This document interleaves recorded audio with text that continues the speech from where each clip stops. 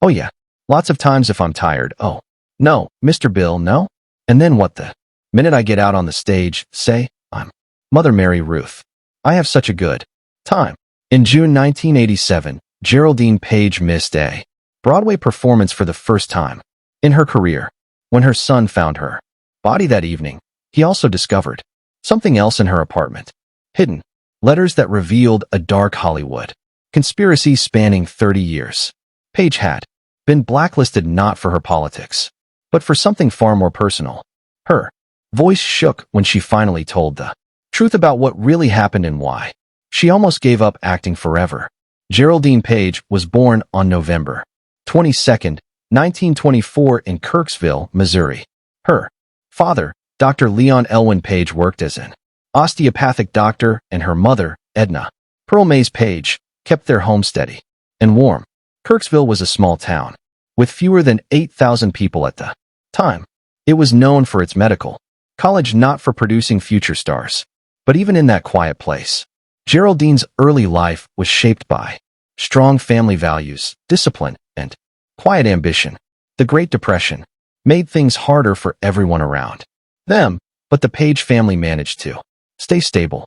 That small town life gave Geraldine a mix of strength and hope that stayed with her. When she was 5, in 1929, her family packed up and moved to Chicago. That move changed everything.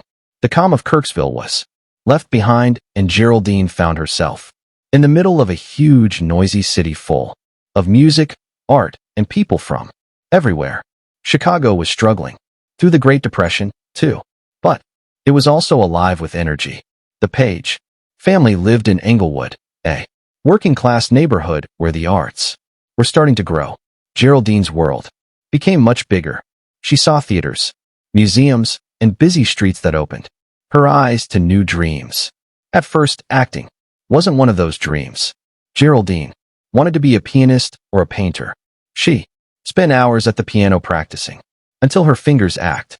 When she wasn't playing music, she filled notebooks with drawings and watercolors. Her parents encouraged her. They believed music and art would help her in any path she chose.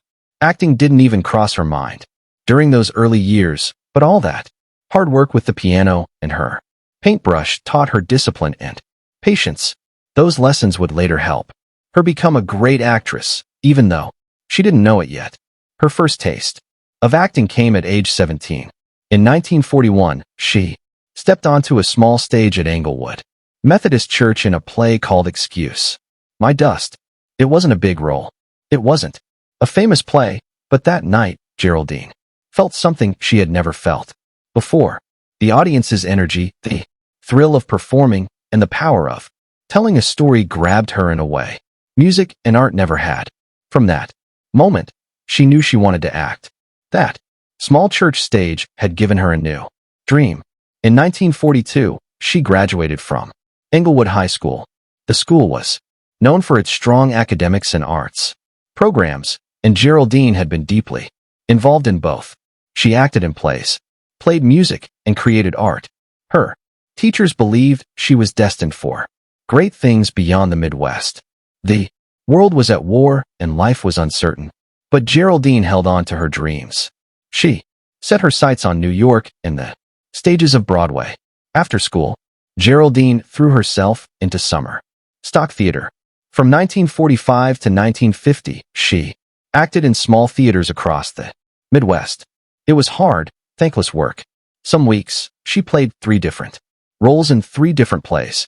The theaters were hot in summer, freezing in early spring, and often falling apart. She rehearsed all day and performed at night with barely enough time to eat or sleep.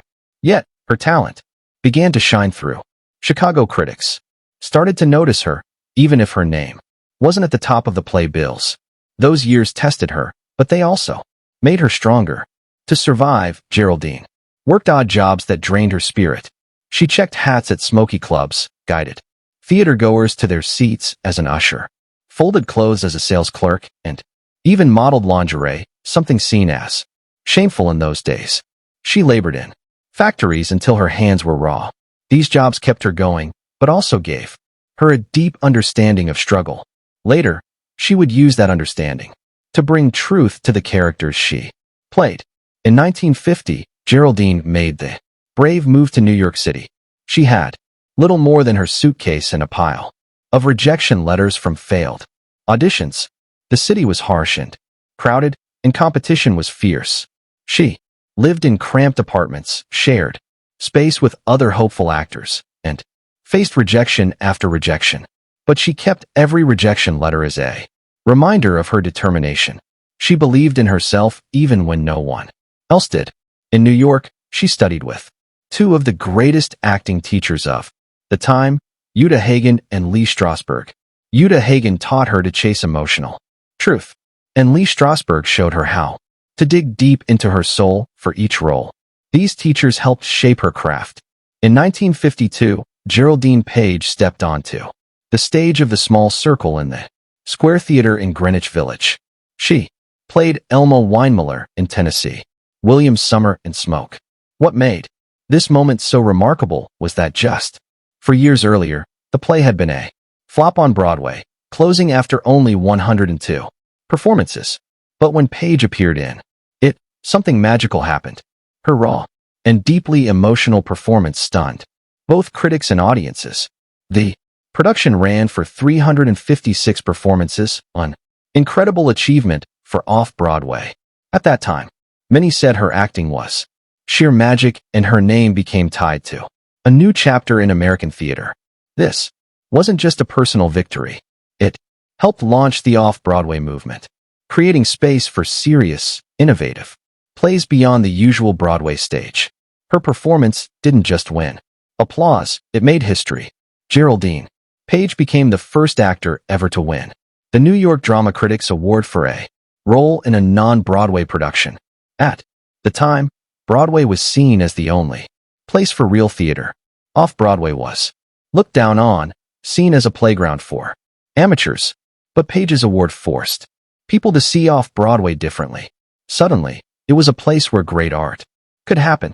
This one changed Page's life overnight. She signed a 7-year film